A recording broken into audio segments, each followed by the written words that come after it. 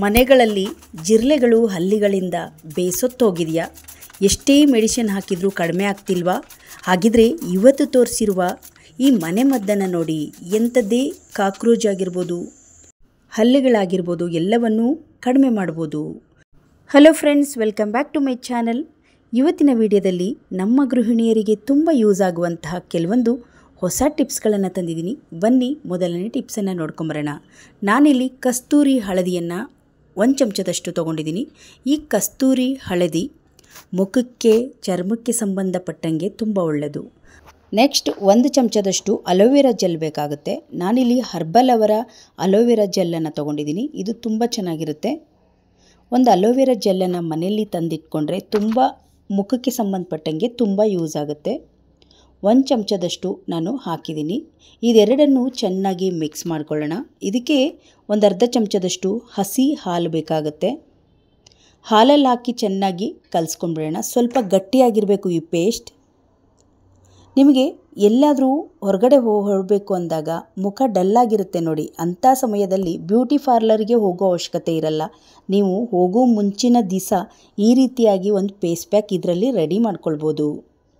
ಹಾಗೆ ಒಂದು ಟೊಮೊಟೊ ತೊಗೊಂಡಿದ್ದೀನಿ. ಇದರಲ್ಲಿ ಅರ್ಧ ಪೀಸ್ ಬೇಕಾಗುತ್ತೆ.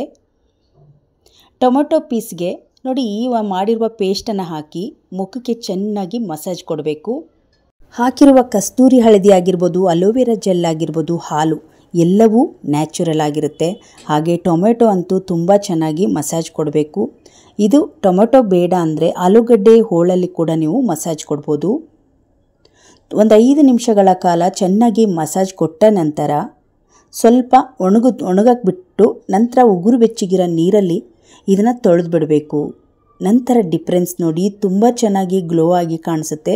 ಹೀಗೆ ವಾರದಲ್ಲಿ 1-2 ಸಲ ಮಾಡ್ಕೊಂಡು ಬಂದರೆ ಮುಖ ಯಾವತ್ತೂ ನ್ಯಾಚುರಲ್ ಆಗಿರುತ್ತೆ.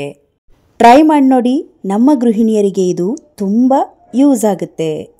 ಒಂದ್ಸಲ ಟ್ರೈ ಮಾಡಿ ನೋಡಿ, ಮತ್ತೆ ಬಂದು ಕಮೆಂಟ್ ಹಾಕ್ತೀರಾ. ಬನ್ನಿ ಇವಾಗ ನೆಕ್ಸ್ಟ್ ಟಿಪ್ಸನ್ನು ನೋಡ್ಕೊಂಬರೋಣ. ನಾನಿಲ್ಲಿ ಒಂದು ಚಿಕ್ಕದಾಗಿರುವ ಈರುಳ್ಳಿ ತೊಗೊಂಡಿದ್ದೀನಿ.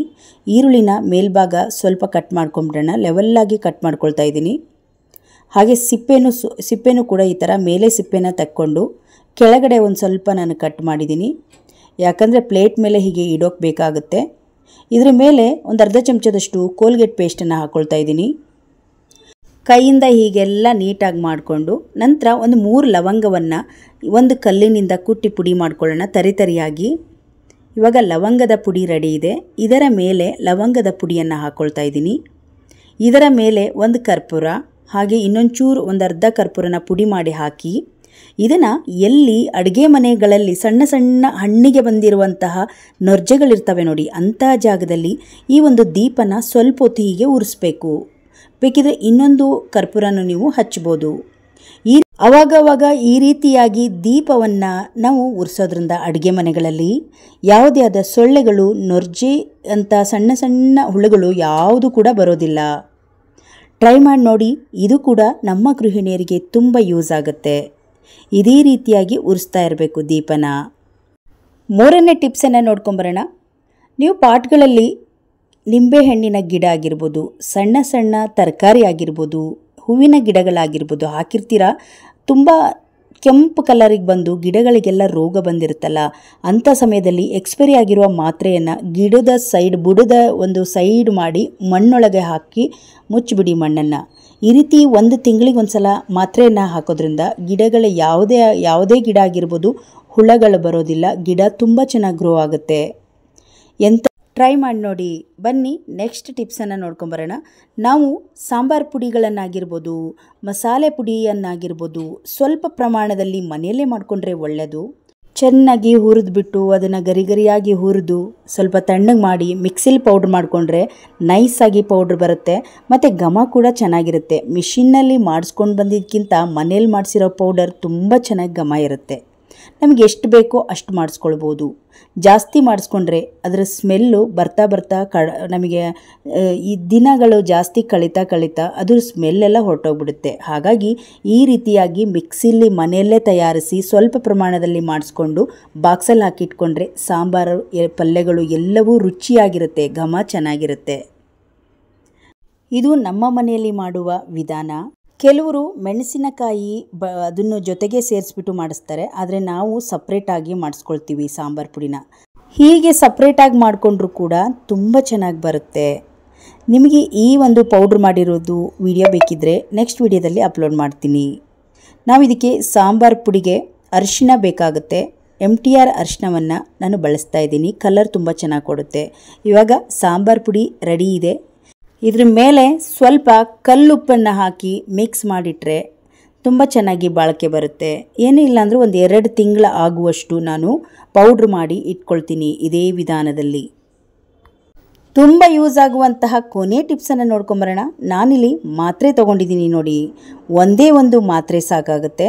ಕ್ರೋಶಿನ್ ಮಾತ್ರೆಯಲ್ಲಿ ಒಂದು ಮಾತ್ರೆ ತೊಗೊಂಡಿದ್ದೀನಿ.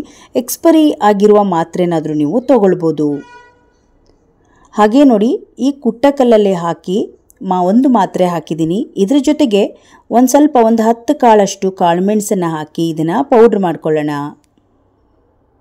ಇದು ಎಂಥದೇ ಜಿರಳೆಗಳು, ಹಲ್ಲಿಗಳಾಗಿರ್ಬೋದು, ನೊರ್ಜೆಗಳಾಗಿರ್ಬೋದು, ನೊಣಗಳಾಗಿರ್ಬೋದು ಎಲ್ಲವನ್ನೂ ಕಡಿಮೆ ಮಾಡ್ಬೋದು.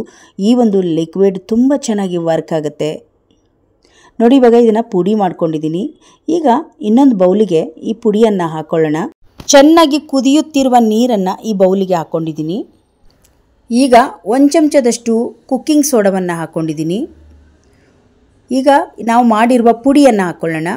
ಇದು 3 ಪದಾರ್ಥಗಳನ್ನು ಹಾಕಿ ಚೆನ್ನಾಗಿ ಮಿಕ್ಸ್ ಮಾಡ್ಕೊಳ್ಳೋಣ. ಇದಕ್ಕೆ ಇನ್ನೊಂದು ಸ್ಮೆಲ್ ಚೆನ್ನಾಗಿ ಕೊಡೋದು ಪಚ್ ಕರ್ಪೂರ ಅಥವಾ ನಾರ್ಮಲ್ ಕರ್ಪೂರವನ್ನು ಒಂದು ಹಲ್ಲೆಯನ್ನು ಹಾಕಿ ಇದಕ್ಕೆ ಚೆನ್ನಾಗಿ ಮಿಕ್ಸ್ ಮಾಡ್ಕೊಳ್ಳೋಣ. ನೋಡಿ, ಇವಾಗ ಚೆನ್ನಾಗಿ ಮಿಕ್ಸ್ ಆಗಿದೆ. ಸ್ವಲ್ಪ ಬಿಸಿ ಇದೆ. ಇದನ್ನ ಇವಾಗ ಫಿಲ್ಟ್ರ್ ಮಾಡ್ಕೊಳ್ಳೋಣ. ನಾವು ಸ್ಪ್ರೈ ಬಾಟ್ಲಿಗೆ ಹಾಕ್ಕೊಳ್ಳೋದ್ರಿಂದ ಇದು ಚೆನ್ನಾಗಿ ಫಿಲ್ಟ್ರ್ ಆಗಬೇಕು. ಮೊದಲು ಒಂದು ಕಪ್ಪಿಗೆ ಫಿಲ್ಟ್ರ್ ಮಾಡ್ಕೊಳ್ಳೋಣ. ನಂತರ ಒಂದು ಸ್ಪ್ರೈ ಬಾಟಲ್ ಏನಾದರೂ ಇದ್ದರೆ ಅಥವಾ ವಾಟರ್ ಬಾಟಲ್ ಇದ್ದರೂ ಪರವಾಗಿಲ್ಲ, ಅದಕ್ಕೆ ಹೋಲ್ ಮಾಡಿ ನೀವು ಹಾಕ್ಕೊಳ್ಬೋದು. ನಾನಿಲ್ಲಿ ಸ್ಪ್ರೈ ಬಾಟಲ್ಗೆ ಹಾಕ್ಕೊಳ್ತಾ ಇದ್ದೀನಿ. ಈ ಥರ ಒಂದು ಸ್ಪ್ರೈ ಬಾಟಲ್ ಮನೇಲಿದ್ದರೆ ತುಂಬ ಒಳ್ಳೆಯದು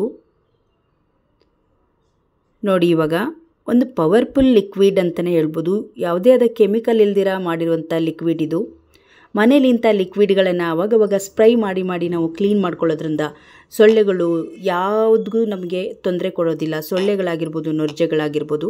ನಾನಿಲ್ಲಿ ಅಡುಗೆ ಮನೆಯ ಸ್ಟವ್ ಮೇಲೆ ಸ್ಪ್ರೈ ಮಾಡ್ಕೊಳ್ತಾ ಇದ್ದೀನಿ. ಹಾಗೆ ಕೆಳಗಡೆ ಆಗಿರ್ಬೋದು, ಸಿಂಕ್ ಹತ್ರ ಎಲ್ಲ ಕಡೆ ಸ್ಪ್ರೈ ಮಾಡಿ ಒಂದು ಕಾಟನ್ ಬಟ್ಟೆಯಲ್ಲಿ ಎಲ್ಲ ಕ್ಲೀನಾಗಿ ಒರೆಸ್ಬಿಡಿ. ಇದೇ ರೀತಿ ಡೈಲಿ ಮಾಡೋದ್ರಿಂದ ಒಂದು ಜಿರಳೆ ಕೂಡ ಕಾಣಿಸೋದಿಲ್ಲ. ನೋಡ್ತಾ ಇರ್ಬೋದು, ಇದೇ ಥರದಲ್ಲಿ ನೀವು ಸ್ಪ್ರೈ ಮಾಡ್ಕೊಂಬಿಡಿ. ನಂತರ ನೋಡಿ, ಒಂದು ಕಾಟನ್ ಬಟ್ಟೆಯಲ್ಲಿ ಕ್ಲೀನಾಗಿ ಒರೆಸ್ಬಿಟ್ರೆ ಬೆಳಗ್ಗೆ ಎಲ್ಲ ಆರಾಮಾಗಿ ನಾವು ನಾಷ್ಟಗಳೆಲ್ಲ ಮಾಡ್ಕೊಳ್ಬೋದು. ಮತ್ತು ಅಡುಗೆ ಮನೆ ಕೂಡ ನೀಟಾಗಿರುತ್ತೆ. ಒಂದು ಹೊಳಿತಾ ಇರುತ್ತೆ ಸ್ಟವ್ಗಳೆಲ್ಲ. ಕರ್ಪೂರದ ಸ್ಮೆಲ್ ತುಂಬ ಚೆನ್ನಾಗಿ ಬರ್ತಾ ಇರುತ್ತೆ. ಹಾಗೆ ಸಿಂಕ್ ಏರಿಯಾ, ಪಾತ್ರೆ ತೊಳೆಯೋ ಜಾಗದಲ್ಲಿ ಕೂಡ ಪಾತ್ರೆ ಎಲ್ಲ ಕ್ಲೀನ್ ಆದ ತಕ್ಷಣ ಈ ರೀತಿಯಾಗಿ ಸ್ಪ್ರೈನ ನಾವು ಮಾಡಿಕೊಳ್ಬೇಕು. ಮಾಡಿ ಹಾಗೆ ಬಿಟ್ಟು ಬೆಳಗ್ಗೆನಾದರೂ ಕ್ಲೀನ್ ಮಾಡ್ಕೊಳ್ಬೋದು. ಇಲ್ಲಾಂದರೆ 1 ನಿಮಿಷಗಳ ಕಾಲ ಬಿಟ್ಟು ನಾವು ಕ್ಲೀನ್ ಮಾಡ್ಬೋದು. ನಾವು ಯಾವುದೇ ಆದ ಕೆಮಿಕಲ್ ಆಗಿರುವ ಲಿಕ್ವಿಡನ್ನು ತಂದು ಹಾಕುವ ಅವಶ್ಯಕತೆ ಇರೋದಿಲ್ಲ. ಇಂಥ ಲಿಕ್ವಿಡ್ಗಳನ್ನು ಮಾಡ್ಕೊಳ್ಳೋದ್ರಿಂದ ಎಲ್ಲವೂ ಜಾಸ್ತಿ ಕೆಮಿಕಲ್ ಇಲ್ದಿರ ಮನೆಯಲ್ಲೇ ಮಾಡುವಂತಹ ಲಿಕ್ವಿಡ್ಗಳಾಗಿರುತ್ತೆ.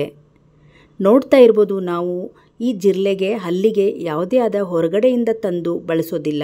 ಹಾಗೆ ಈ ಲಿಕ್ವಿಡನ್ನು ಹೊರಗಡೆ ನಾವು ಕ್ಲೀನ್ ಮಾಡುವಾಗ ಈ ಚಪ್ಪಲಿ ಎಲ್ಲ ಇಡ್ತೀವಲ್ಲ, ಪಾಟ್ಗಳೆಲ್ಲ ಇಡ್ತೀವಲ್ಲ, ಅಂಥ ಜಾಗದಲ್ಲಿ ಮನೆಯಲ್ಲೆಲ್ಲ ಡ್ರಿಲ್ ಹಾಕಿರ್ತಾರೆ, ಆ ಜಾಗದಲ್ಲಿ ಕೂಡ ಈ ಸ್ಪ್ರೈನ ಮಾಡ್ಕೊಳ್ತಾ ಇದ್ದೀನಿ. ನೋಡಿದ್ರಲ್ಲ ಸ್ನೇಹಿತರೆ, ಇವತ್ತಿನ ಎಲ್ಲ ಯೂಸ್ಫುಲ್ ವಿಡಿಯೋಗಳು ನಿಮ್ಗೆ ಇಷ್ಟ ಆಯಿತು ಅಂದ್ಕೊಂಡಿದ್ದೀನಿ. ಇವತ್ತಿನ ವಿಡಿಯೋದಲ್ಲಿ ನಿಮಗೆ ಯಾವ ವಿಡಿಯೋ ಇಷ್ಟ ಆಯಿತು ಅಂತ ಕಮೆಂಟ್ ಬಾಕ್ಸಲ್ಲಿ ತಿಳಿಸಿ. ಈ ವಿಡಿಯೋಗೊಂದು ಲೈಕ್ ಮಾಡಿ, ಈ ವಿಡಿಯೋವನ್ನು ಶೇರ್ ಮಾಡಿ. ಇನ್ನಷ್ಟು ವಿಡಿಯೋಗಳಿಗಾಗಿ ನಮ್ಮ ಚಾನಲನ್ನು ಸಬ್ಸ್ಕ್ರೈಬ್ ಮಾಡ್ಕೊಳ್ಳಿ. ಮತ್ತೆ ಮುಂದಿನ ಹೊಸ ವಿಡಿಯೋಗಳೊಂದಿಗೆ ಸಿಗೋಣ. ಅಲ್ಲಿಯವರೆಗೂ ತುಂಬು ಹೃದಯದ ಧನ್ಯವಾದಗಳು.